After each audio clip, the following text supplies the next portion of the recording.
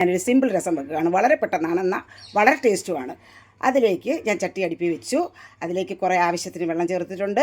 നമ്മുടെ പച്ചമല്ലി, മുളക്, മല്ലിയില, കറിവേപ്പില, ഒരുണ്ട പുളി, ഇഞ്ചി ചതച്ചത് ഇട്ടിട്ടുണ്ട്. അപ്പോൾ ഇനി കുരുമുളക് ചതച്ചത് ചേർക്കണം.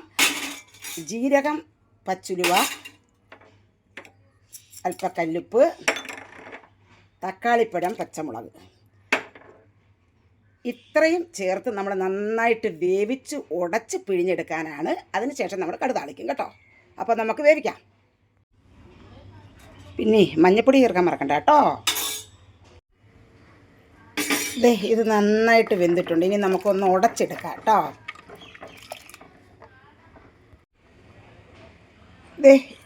നമ്മുടെ പുളിക്ക് അനുസരിച്ച് നമ്മൾ തിളപ്പിച്ച വെള്ളമാണ് ഞാൻ ഒഴിച്ചു കൊടുക്കുന്നു. പിന്നെ കായ ഇട്ട് കൊടുക്കുന്നു. അപ്പോൾ അത് ഒന്നുകൂടെ ഒന്ന് സെറ്റായി വരട്ടെ.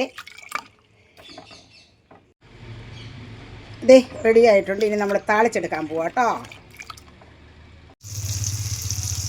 താളിപ്പിനായിട്ട് കടുകും വറ്റൽമുളകും പാകമായപ്പോഴേക്കും നമ്മൾ കാന്താരി, ചുവന്നുള്ളി, വെളുത്തുള്ളി ഇത്രയും ചേർത്ത് കൊടുത്തിട്ടുണ്ട്.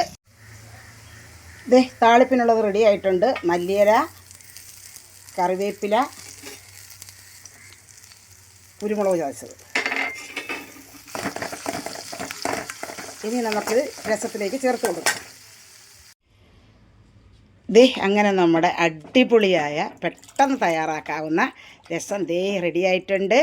അപ്പോൾ ഇതിൻ്റെ കൂടെ ഒരല്പം പച്ചച്ചമ്മന്തി മാത്രം മതി, പച്ചത്തേങ്ങ അരച്ച ചമ്മന്തി മാത്രം മതി. നമുക്ക് ധാരാളം ചോറ് കഴിക്കാം. അടിപൊളി ടേസ്റ്റാണ് കേട്ടോ, അടിപൊളി ടേസ്റ്റാണ്, പറയാതിരിക്കാൻ പറ്റില്ല. അപ്പം നിങ്ങളും തയ്യാറാക്കുമെന്ന് വിശ്വസിക്കുന്നു. ഇനി കാണും വരെ ബായ്.